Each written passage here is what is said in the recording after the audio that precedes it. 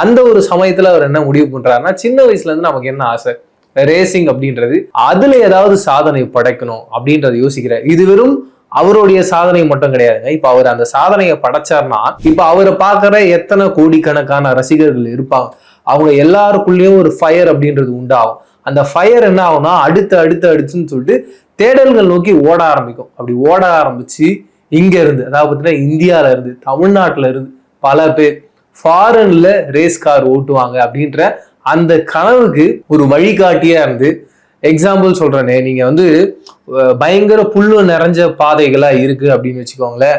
ஒரே ஒரு மனுஷன் மட்டும் தொடர்ந்து ஒரு பாதையில் நடந்து போயிட்டே இருக்காருன்னா அந்த பாதையா அது மாறும்.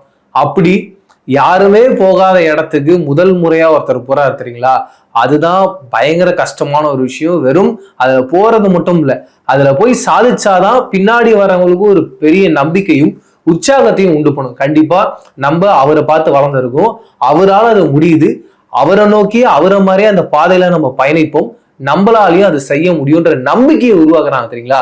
அவங்க வெறும் ஸ்டார்ஸ் மட்டும் கிடையாதுங்க, அதுக்கும் மேல